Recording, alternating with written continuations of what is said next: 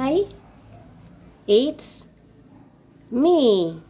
I'm King King.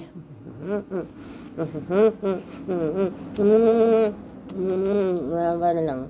I love puppies talaga there. Manggo kayo na.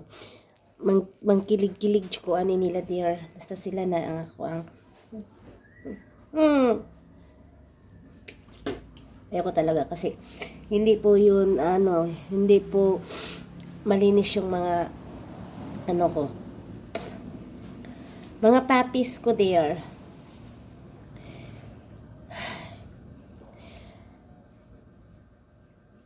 Dear. Ang hirap talaga kapag may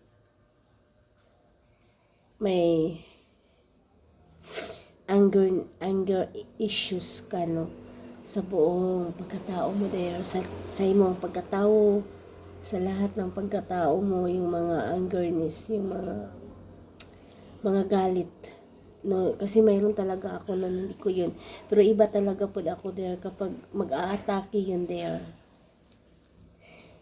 Wala talagang madadamay na kaibigan ko.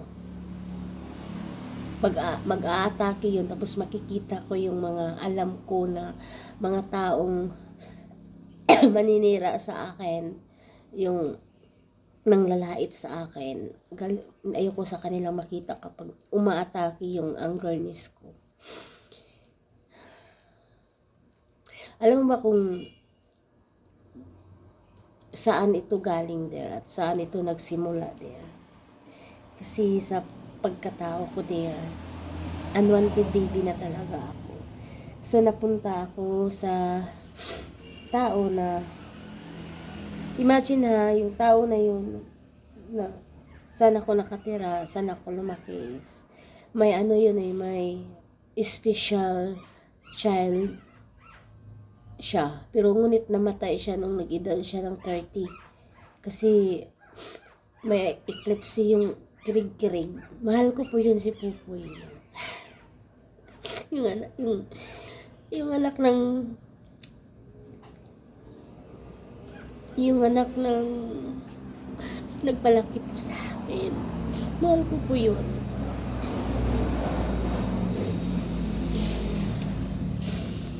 Tapos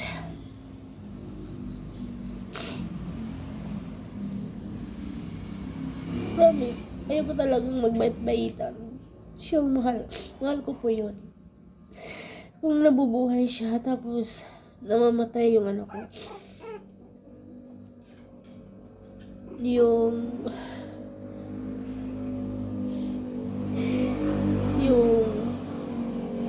ayun sa Tagalog tita, kung sa Bisaya kasi iyan.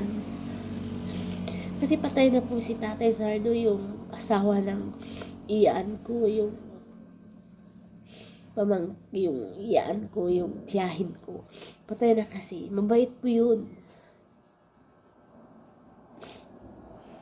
May part talagang mabait si tatay.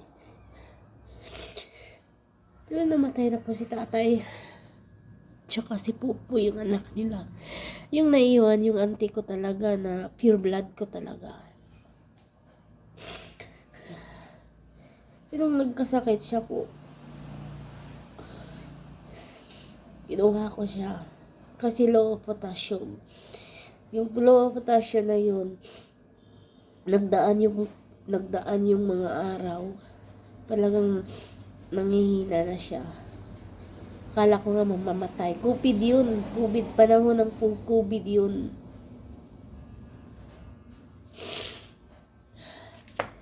Kaya yun, kinuha ko siya. Wala namang kapatid na tumulong sa kanya kahit mama ko pa. Hindi talaga. Kasi takot din sa COVID na baka anong findings, makukulong sa sa bahay or saan makukulong, di ba noon? So ako talaga, kasi doon ako lumaki. Walang pagmamahal na talaga. Thirsty ako dyan, uhaw ako dyan. Yung walang comfort, walang affection, wala lang, pinakain lang ako. Ganun lang man talaga eh. Pero kahit paano, binungay niya ako, pinakain niya ako. Kasi sa buhay talaga, pag bata ka, kailangan may magpakain sa'yo. Yun. Ko talaga ma-explain niya. And then, ako lang talaga, tapos akala ko mamatay na nga. Yun, ginawa kong transfer, yung properties niya. Yung properties ha, hindi naman yun kalakihan. Yung may lupain lang talaga. Lupain na, kung mag-aani is, yung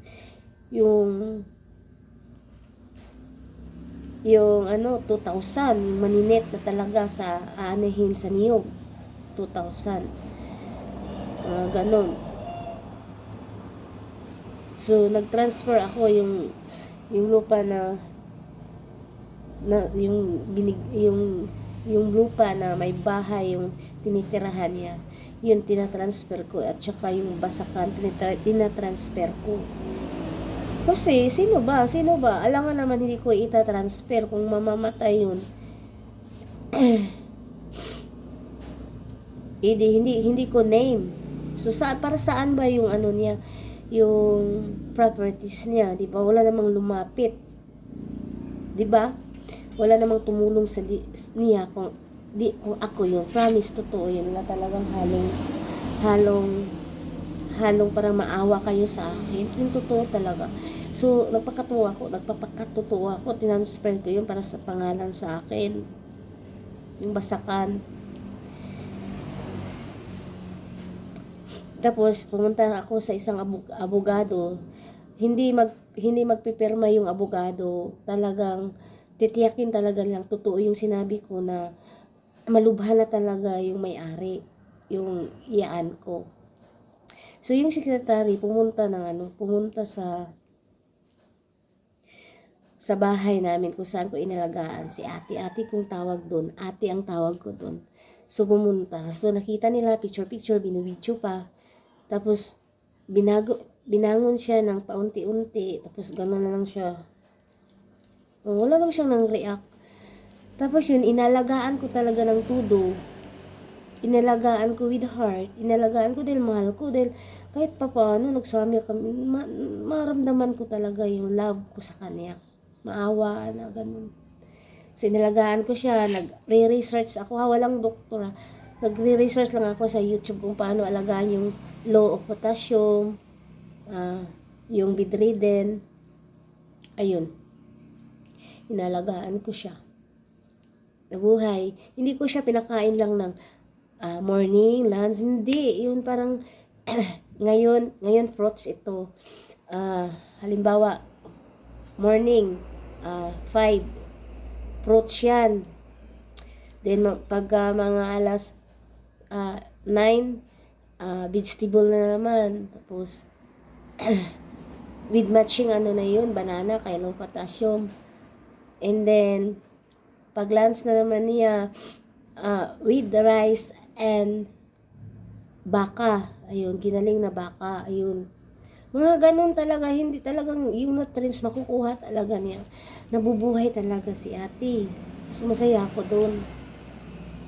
Nung okay na talaga siya, magagalit na siya sa akin. Tapos, pinabarangay niya ako kasi pinabarangay yung sabi niya kukunin daw niya. So, ako naman, bakit mo to kukunin, te? Sino ba talagang nag-aalaga? Sino naman yung concern? Sino naman totoong tao sa'yo? Kundi ako na lang man. Hindi talaga siya maniwala eh. Galit siya, baka nag-transfer. Yung iba naman, yung kapatid niya, nag-transfer din. Kasi yung tinitirahan nila, name pa talaga ni ating. So, noon din, sabay lang kami nagpapapirma. Hindi niya pinabarangay, ako lang talaga. Tapos yung pamangkin isa din nagpapirma yung time na yun. Kasi para ma-name namin lahat. Hindi na sa kanya kasi kapag hindi ganun tapos mamamatay, pwede maagaw talaga. Dali. Uy, dali. Pwede maagaw talaga. Nagpanti lang kasi ako din.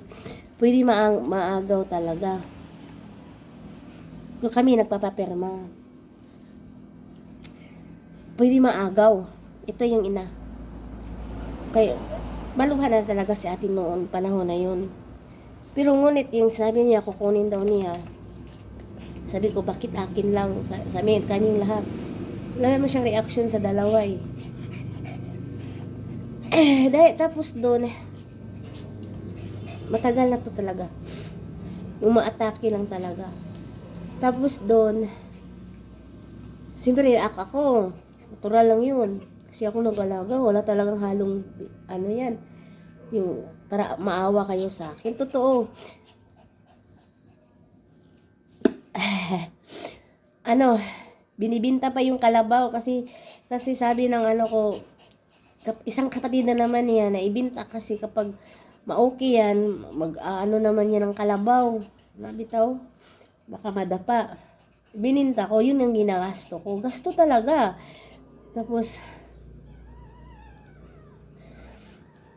Tapos doon, pinabarangay niya ako. Tapos ako lumaban, yung salita. Ako na lang yung gihatag kay, akong gibalik. So, pumunta, kami, barangay, ganon, barangay kami. Nasito naman yun, pero yung ano niya talaga, yung properties niya, kinuha, yung binalik ko, kasi pumunta siya ng abogado. Binalik ko. Yun, pero binalik ko na talaga sa kanya, kasi kinuha niya talaga. Nag-transfer na naman kami. Na-transfer na lang na talaga kami.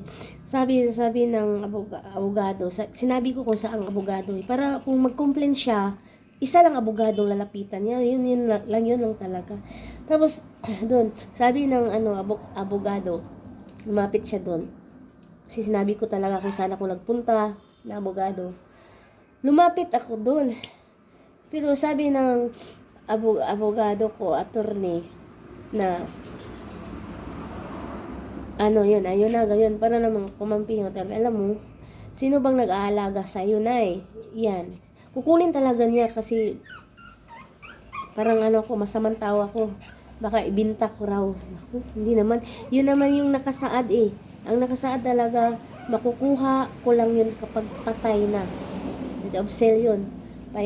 Kapag patay na yung may-ari. So, pumunta ako doon. Ayun. So, sabi ng abogado, alam mo na, nagtitake advantage lang kayo sa tao na to. Nang ining na ito. Ayun. Titake advantage lang kaso. Kasi, sino bang nag-aalaga sa iyo? Sino bang nagpapainom? Yun bang kapatid mo? Yun. Hindi sila nakatingog, no? Hindi sila talaga, ganun lang sila. Tapos kinuha talaga. Ako pa ang nagbayad ng transfer eh. Ang hirap eh.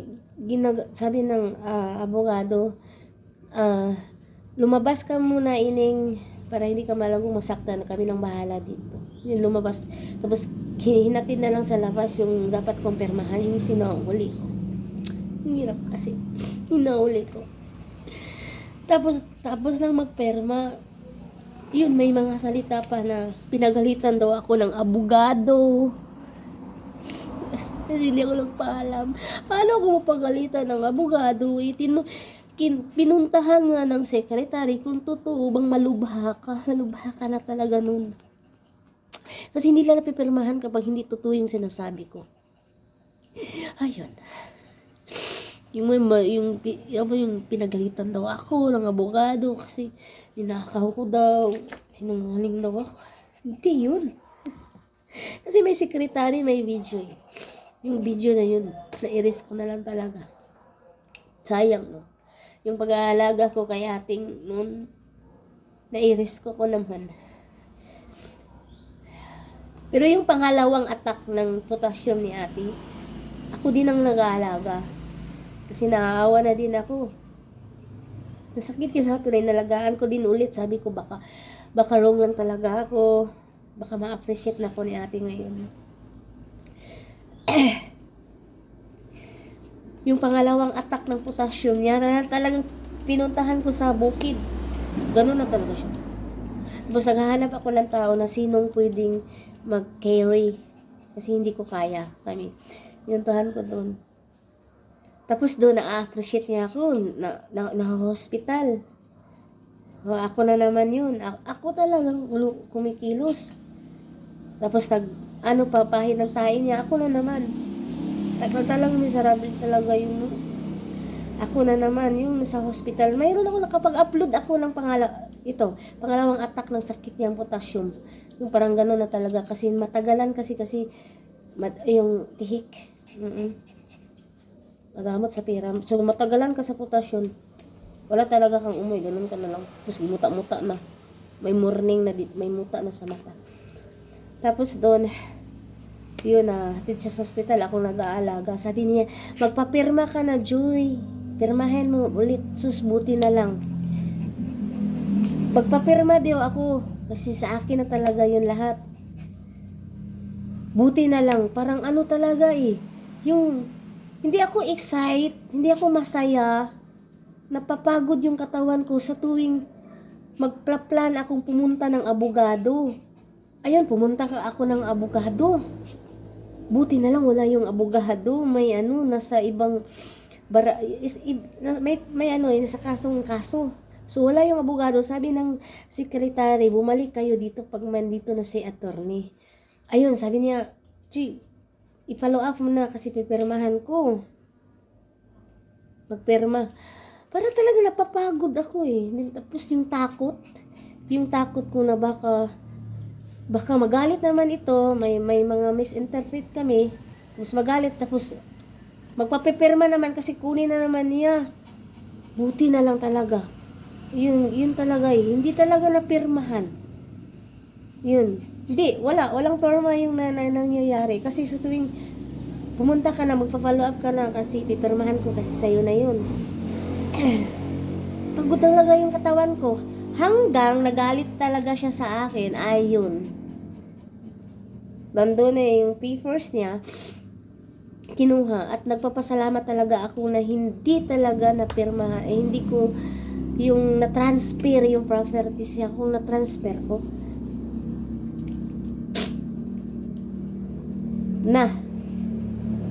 masasaktan na naman ako. Kayo nang ipagsagsalamat ko. Iwan ko talaga pag umaatake na may yung potassium niya, tapos manghihina na tapan niya yung katawan niya. Iwan ko kung tutulong pa ko. Siguro kung tutulong ako kay ate, kasi kahit papaano may utang na loob talaga ako sa kanya. Lumakit talaga yung mata ko. Pero ayaw ko talagang magpapirma ng properties. Kasi pag paano kung ma-okay naman siya, mabubuhay ulit siya. Tapos pagagalit, punta naman kayo ng Amerika, yung attorney. Talaga, ang sarap kasi, sa properties din, ang sarap talaga yung ibinigay kasi mahal mo siya. Ibinigay mo kasi love mo siya. Hindi yung ibinigay kasi napipilitan lang kasi walang mag-aalaga. Masakit yun. Kasi kapag ma-okay, babawain yan Depende lang talaga sa tao din. Talagang ganun talaga yung ugali ni ate-ate. Basta ako iwan ko, sabi ko sa sarili, paano kung magkasasakit naman si ate niyo? Tapos wala talagang kukuha. Ano kayang maramdaman ko? Mapapairal ko ba yung kahiubos, yung sadness ko sa kanya, yung hinanakit ko sa kanya, or mapapairal ko yung maalagaan ko siya ulit. Kasi ngayon din, may nanghina talaga ako. Kasi hindi lang yan problema May struggle din ako sa marriage ko, sa pamilya ko, sa pagkatao ko. Alam mo, gusto ko talaga magtrabaho. Yung nade-depress ako talaga, sobra. Iwan ko kung makakaya ko pa yun, hindi na siguro. Kasi nade-depress din ako, kasi kapag tapos ako, gusto na akong trabaho. Kasi alam kong bubo ako. Kaya ganun. Tapos, si ate, yung pinakita niya sa akin, yung pinabarangay ako, tapos akong nag-aalaga. Yung first time niyang, nagkasakit siya sa potassium. Sino ba yung nag-aalaga? Ako, di ba? Sa pangalawang attack niya, ako naman. Tapos wala namang yung magsabi kayo ba saan mag yung mga kapatid na makapag-witness na ako nag-aalaga, yung na okay na siya. Kaya nga ito na ako talaga na-depress. Walang kapatid na na kumampi sa akin. Lahat sila. Sana sila na talagang nakapag-control doon para hindi mabarangay no. Sabihin nila kung ipabarangay mo yun, wala ka ng kapatid, gaganin-ganin ka na ganyan, no? Hindi, kung sabo, wala lang. Wala talagang nakabadlong sa iya, ha? Nakapag-advise sa kanya, wala lang. Yung yung kapitbahay ko, yun talaga yung mag-insist na huwag mong ganyanin si Joy. Kasi, alam namin na siyang nag-aalaga sa'yo. Si Milda yun. Kapitbahay namin sa bukid. Siya, pero hindi talaga, wala talaga, hindi nila makokontrol yung tiyahin ko. Hindi nila makokontrol. Siguro yung mga kapatid lang nila, yung pinagsasabihan nila, yun makokontrol kasi alam din ng kapatid nila na ako nag-aalaga at alam din ng mama ko. Bako, kitang-kita niya kasi dun malapit sa bahay niya mama ko. Wala. Nahinto lang talaga yung parang nangihina yung nagkasakit yung mama ko. Hindi ko lang sabihin, baka makita ito yung video na to. Yung kapatid ko, pinagsasabihan niya na pumunta ng doktor, hindi pumayag kasi busy. Yung isa namang kapatid ko, hindi pumayag kasi busy. Tapos, yung huling choice niya, ako, na magpasama siya ng doktor. Ayun, dear, nahinto kasi pinagsasabihan niya yung tiyahin ko. Laki talagang galit ng mama ko sa akin. Kasi unwanted talaga ako. Ayaw niya sa akin. Ha? Kasi kung ako, dear, kung ako, dear, talagang hindi ko talaga matitake yung kapatid ko kung gaganyanin yung anak ko. Yung pang nag-aalaga, tapos ako lang makig-away. Yun din siguro, depressed din ako doon. Talagang down talaga, nanghina ako doon. Nalulungkot ako doon. Nalulungkot talaga ako doon. Ayun, yun tapos, alam mo ba, pinabarangay din ako ng yung kapatid ng tiyahin ko, yung nag-aalaga, yung bumubuhay sa akin. Kasi siya talaga, may narinig ako na isa din siya sa sa akin. Sabi na ginastos ko yung pera ng tiyahin ko. Bakit ginastos mo mga ganun? Parang nasasaktan talaga ako. Parang isa akong salbahe na yung pera ko lang ang hinabol ni yung tiyahin ko, yung nag-aalaga sa akin. Nasasaktan ako. Parang yun, may pa. Mga anak pa niya, sabi niya,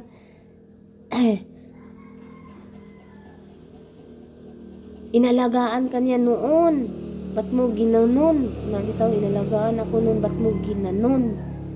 Instead na mabawi ka. Para bang pera, yung pera, kinuha ko at ginastos ko. Yung pera ng tiyahin ko, mga 130,000 yun. Yung tiyahin ko, ginastos ko, tapos kukunin ko. Para bang wais ako. Ang dami ko pa yun. Ginastos ko. Tinatawagan pa ako na ba't ako nagkukuha ng assistant? Diyos ko, dear. Alam nga namang hindi ako magkuha ng assistant. Mayroon pa akong prutasan at saka mayroon pa akong babuyan sa bukid. Alam niyo ba yun, dear? 5% na ako. Alam ba ninyo, dear, na yung pangyayari at the moment na yun yung sa tiyahin ko, moment ng tiyahin ko, dear. Kuha ko ang charger. Wala talagang charger. Ay. Yung moment ng Yun lang guys ha. Yung moment ng tsahin ko yun there is may fruit stand ako at saka may babuyan ako figure doon sa bukid. Distance yun. No? Distance talaga, bukid at saka sentro. Malayo talaga, pero pwede rang mamoto. So, every morning, punta ako doon magmumotor.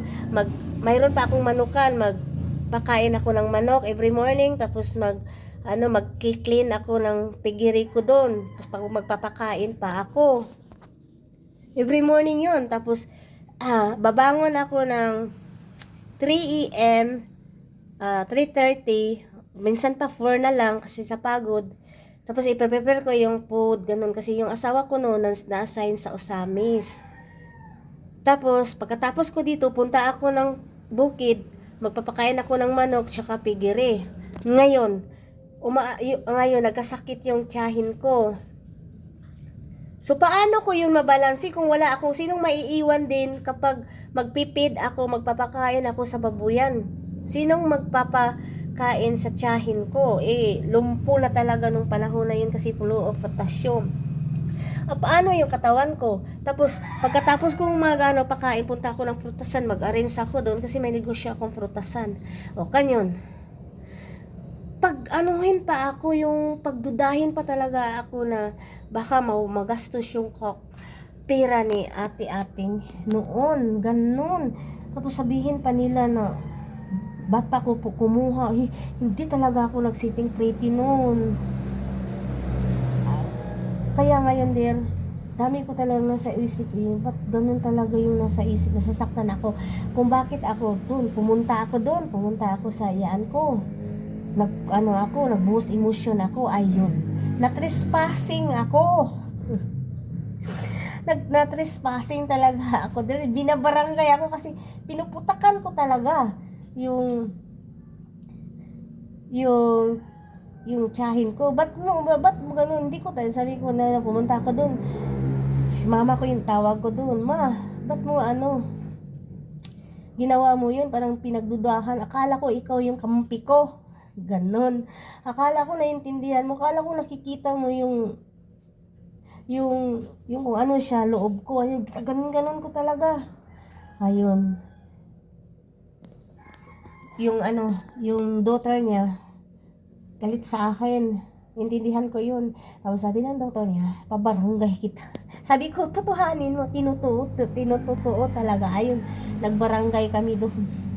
Wala talaga ako kasi hirap na talaga ako napagod na ako doon pa sa pamilya ko, yung mama ko, tapos yung asawa ko, pagod na talaga ako noon din. Parang natatawa akong naiyak. Pagod na talaga ako nung time na yun. Tapos sabi nila, ipapakulong daw nila ako, magkukuha daw sila ng private abogado. Sabi ko, anong laban ko dito? Baka makulong ako, paano yung anak ko? Sino mag-aalaga? Pero talagang tinutorture yan. Tinapakot talaga nila ako. Yung sinabi ko na lang talaga yung sa barangay there, I'm so sorry. Ganon talaga ako din. Sabi ko, I'm so sorry. Sorry talaga. Tapos doon yung konsehal na yun, hindi ko talaga malimutan. Sabi niya, hindi kayo ba relatives? Ganun, ba't ganito? Ganun, yun. Parang pinumukha talaga yun. Papatayin ko yung mamaister ko. Posible yun. Ayun, dami siyang suya yun. Kasi talaga, pinitreat siya, talaga siya ng mga reason kasi hindi kami good terms.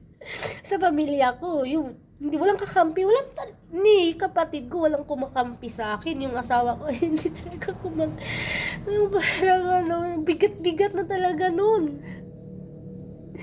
So, sinabi ko lang, sorry, hindi na hinto, hindi ko na lang pinikinggan yung doon ako kumakain sa kanila, kasi blessed talaga sila, kasi nabibless kasi apam yun. It was blessed talaga sila in a financial. Totoo naman, kumain naman talaga. Pero hindi naman araw-araw Hindi naman ang araw-araw. Tapos, kung sa tuwing magkasakit naman yun si Mama Der, noon, linding pa yung asawa ko. Yun noon pa talaga, wala pa silang pera. Nandun naman talaga ako. Sumama naman ako pag magpapa-check up, ganun. Talagang ano lang kami, equal lang kami. Ayun, sinasabi kong ganun. Sasabihin naman nila na kumakain daw yung anak ko sa kanila. Para ganun talaga yun dire. Edi, kayo lang, sige. Yun, magrarason ako dahil na makakain naman kami kung kain lang ang pag-uusapan. Pero yung effort, yung sama kapag sa tuwing pumunta ng doktor, sakitin kasi yun. Sakitin. Pumunta ng doktor, sino ba? Nag-aaral pa kayo noon. Batang-bata pa kayo noon. Sino ba? Di ako. Sino ba? Sino ba yun? Kakampi. Ngayon, mayroon na kayong pera. Sabihin, wala na kayong pake. No? Kasi, mayroon na talaga silang pera. So, kaya na nilang manuhol. Yun. Kaya na nilang, yung magsusuhol ng tao sa tuwing kapag mayroon. Talagang, asinsado talaga sila ngayon. Ako wala talaga Ganun talaga, lumalaban lang. Tapos, dahil there, ganun, tapos, na okay na yun. Nakwento ko talaga yun ngayon kasi umaatake yun sa tuwing nandito ako sa bahay, umaatake talaga yung mga hinanakit ko. Depressed ako nung ganun, yun, hindi talaga ako mataba noon, payat ako noon kasi pagod na talaga ako noon, yung pagod na talaga, nagsusuri na ako, hindi na ako lalaban. Hindi ko na pinansin yung magpa-private abogado, sila ikukulong talaga nila ako para talaga ma-discipline. Ganun talaga. Ganun na lang yung ginawa ko talaga, ganun na lang talaga. Hirap makipaglaban kapag lahat ng kamag-anak mo, ikaw lang yung nagsasabi ako, sabihin talaga ninyo siguro na pangit ng ugali ko kasi walang kumakampi sa akin ni isa, pati asawa ko. Hindi talaga ako hindi naman talaga ako pangit yung ugali ko. Yung nagagalit ako kasi parang walang balyo, ganun, parang basta-bastahon ka lang.